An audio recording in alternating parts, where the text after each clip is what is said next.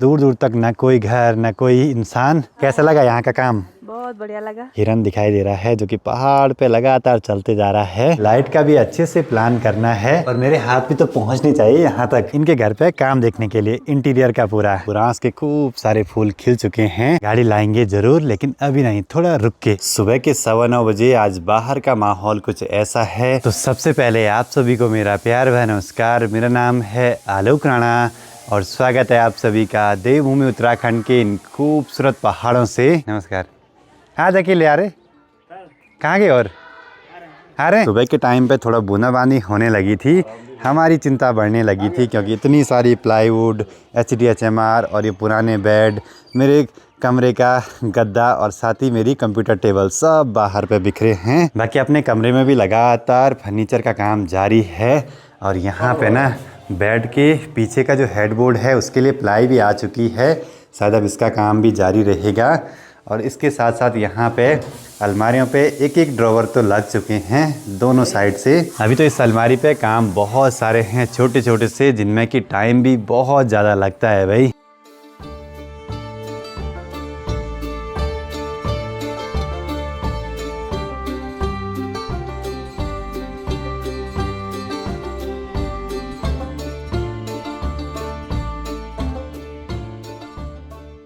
बाकी आज से यहाँ ऊपर लॉफ्ट का काम स्टार्ट हो जाएगा, जिस वजह से यहाँ ये तोड़ फोड़ करनी पड़ेगी क्योंकि दीवार ऊपर जाते जाते कुछ ऐसे झुक रही है हल्की सी।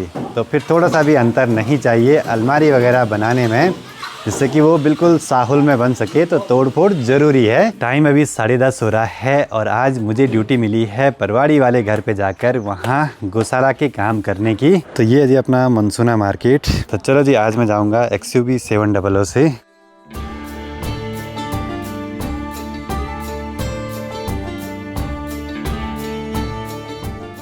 तो इस गाड़ी को चलाने की फीलिंग ही अलग है भाई। 2200 सीसी का डीजल इंजन और वो भी खासकर पहाड़ों में बिल्कुल कंफर्टेबल है भाई। इस बारी अगर घर का काम नहीं होता ना तो क्या पता मेरी भी अपनी एक कोई कार होती, लेकिन मुझे पहले ये लगा कि एक बारी घर होना चाहिए। कार तो आती ही रहेंगी और कार ऐसी चीज़ें हैं, आज ले ली तो हर साल उसकी कीमत तो घटती जाएगी। बाकी घर के इस रास्ते में सामने पे देखिए बुरांस के खूब सारे फूल खिल चुके हैं और अभी और भी खिलने वाले हैं कुछ समय में। इस वाले घर पे तो आने का मुझे टाइम ही नहीं मिल पाता है। और जो लोग मेरे से नए जुड़े होंगे उनको बता दूँ, ये हमारा पुराना वाला घर है जिस पर कि हम बचपन से रहे हैं और हमने 3-4 साल पहले गिरिया में नया घर बनाया। अभी उस पर काम लगातार जारी है। तो फिर यहाँ आना ही पड़ता है। गौशाला है और बहुत सारे छोटे छोटे काम यहाँ के भी बड़े ज़रूरी रहते हैं। आते रहेंगे यहाँ तो घर भी मेंटेन रहेगा। इस बार टेम्परेचर इतना बढ़ गया है कि चारों ओर फूल खिलने लगे हैं, खासकर इस आड़ू के पेड़ पे जिस पे कि खूब सारा फुलार लगा हुआ है। अभी बारी चलते हैं भाई गौशाला के काम करने के लिए। और पहाड़ों में लगभग हर गाँव में आपको एक ऐसा स्रोत तो दिखेगा ही पानी का, कम से कम। साथ ही यहाँ पे देखिए फ्योली के प्यारे प्यारे से फूल भी खिलने लगे हैं जो कि बड़े सुंदर लगते हैं भाई। टेम्परेचर बढ़ने से प्रकृति में काफ़ी जल्दी बदलाव आ रहे हैं।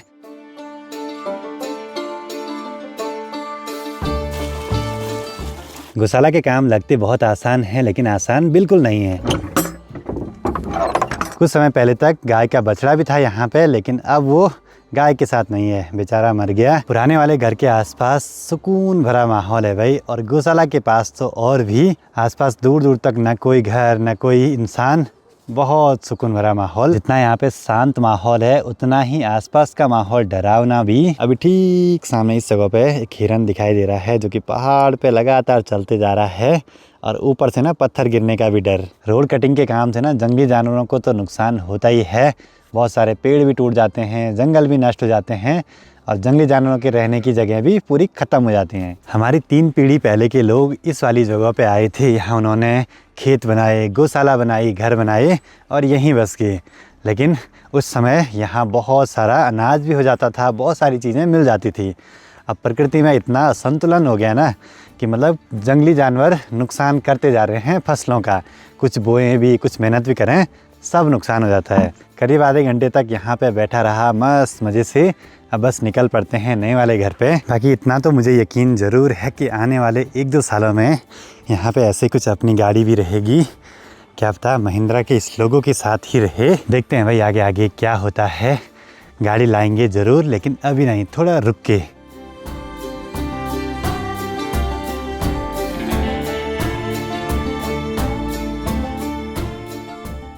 बाकी आज एक छोटी सी खुशखबरी मिली है। जिस अलमारी पे यहाँ पे ड्रेसिंग सिस्टम बनना है उसके लिए चाहिए थे हमको 22 इंच वाले सॉफ्ट क्लोज चैनल। कहीं मिले ही नहीं, फिर वो ऑनलाइन भी ज़्यादा कहीं अवेलेबल नहीं थे, तो मैंने हैटिज की ऑनलाइन वेबसाइट से ऑर्डर करा। तो 4 दिनों के बाद आज जाके वो आइटम वहाँ से डिस्पैच हुआ है। अब पता नहीं कितने दिन देहरादून तक पहुँचने में लगते हैं उसको, फिर वहाँ से किसी के हाथ यहाँ घर तक पहुँचाना है। वो ऐसा होता है भाई, यहाँ पहाड़ों में चीज़ें आसानी से नहीं मिलती हैं। पर यह की कोशिश हमारी पूरी है अच्छे से अच्छा बनाने की। यहाँ पे इस कमरे में ऊपर सीलिंग भी होनी है, पर प्लेन वाली। तो सोच रहा हूँ कि अलमारी को छत तक टच करते हैं, फिर सीलिंग नीचे भी आएगी, कोई दिक्कत नहीं है, क्योंकि अलमारी के अंदर तो हमको स्पेस चाहिए ना सामान वगैरह रखने का। यहाँ पे ये लॉफ्ट वाला एरिया तो बन के तैयार हो गया, काफ़ी बड़ा लग रहा है भाई। बाकी यहाँ दूसरे कमरे में भी सीलिंग का काम इतना कुछ कंप्लीट हो गया है, पूरे पट्टे लग गए हैं ऊपर छत पे, और इधर साइड भी कुछ इतना काम हो चुका है भाई। अभी आखिरी कमरा बचा है जिसमें सीलिंग का काम होना है यहाँ ऊपर। बाकी अंदर कमरों में कचरा इतना ज़्यादा हो गया है कि क्या ही बोलें भाई। बाकी पत्थरों पर भी घिसाई लगातार जारी है, मोल्डिंग अच्छे से हो रही है। यही चाहिए था हमको 520 नंबर की बट्टी भी चाहिए थी मोल्डिंग करने के लिए, लेकिन मिली नहीं। अब जो मिला उसी से कर देंगे, कोई दिक्कत नहीं है। ये नपता है। ये कौन है? अंदर का जिप्सम बोर्ड लगने के बाद ऊपर लाइट के लिए होल भी करे जाएंगे, तो लाइट का नाप ले लिया है।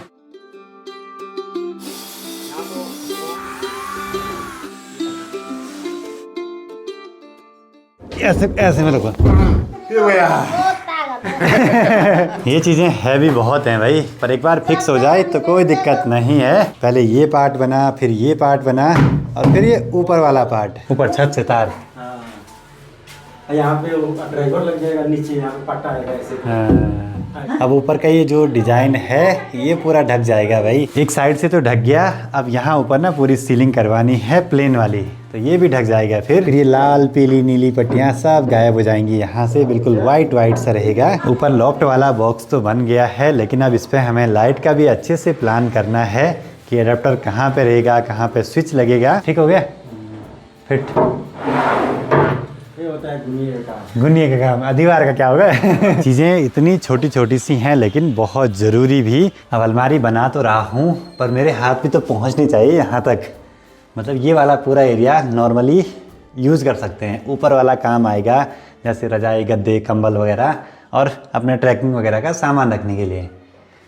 पर उसको खुलाने के लिए मुझे ऐसे ऊपर होना पड़ेगा, हैंडल यहाँ नीचे लगवाएंगे उसके हिसाब से। फिर यहाँ पे 2 फीट का एक स्टूल रख के ऊपर का एरिया हम पूरा एक्सेस कर सकते हैं। तो ऐसी कुछ प्लानिंग हो रही है भाई, देखते हैं बनने के बाद कैसा लगता है। अब लंच का टाइम हो गया है, तो आजकल घर पे पूरा अस्त व्यस्त माहौल है। ऐसा बाहर पे बैठ के ऐसे लंच कर रहे हैं। थाली में बारी पर लाएंगे, बारी पर लाएंगे, खाएंगे।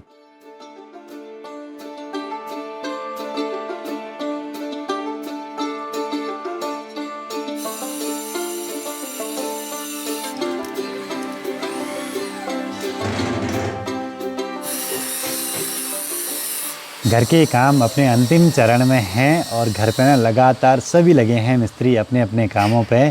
कोई घिसाई कर रहे हैं पत्थरों की, कोई फर्नीचर के काम पे, कोई सीलिंग के काम पे। शाम के करेक्ट 3:30 हो रहे हैं अभी, और दीदी और जिया जी की तैयारी हो चुकी है त्रिजुगी नारायण वापस जाने की। तो कैसा लगा यहाँ का काम? बहुत बढ़िया लगा। अब तुमने क्या सोचा था? अब देखते हैं, मिस्त्रियों को लेकर आना। हमने कल जाना है त्रिजुगी नारायण इनके घर पे काम देखने के लिए, इंटीरियर का पूरा। तो इनको पसंद आ गया है यहाँ का काम दिखवाएंगे, करवाएंगे अच्छे तरीके से नए घर पे। कैमरा पे बाय बाय।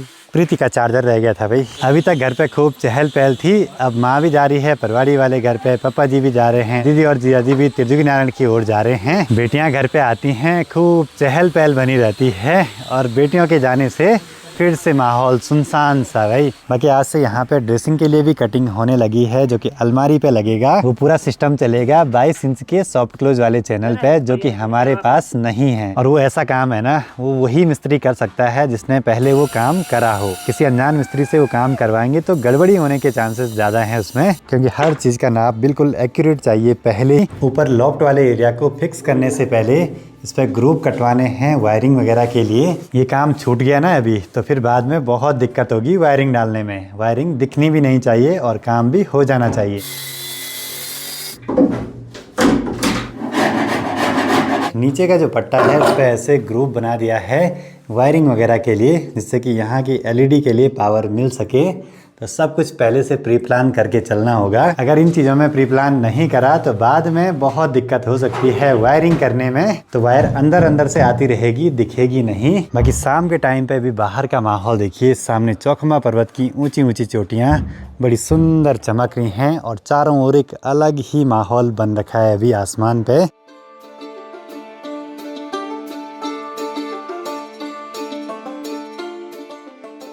बाकी शाम के 6 बजने वाले हैं, अभी तक इतना उजाला है, दिन धीरे धीरे बड़े होने लगे हैं। तो बढ़िया रहता है ऐसे में काम करने को भी।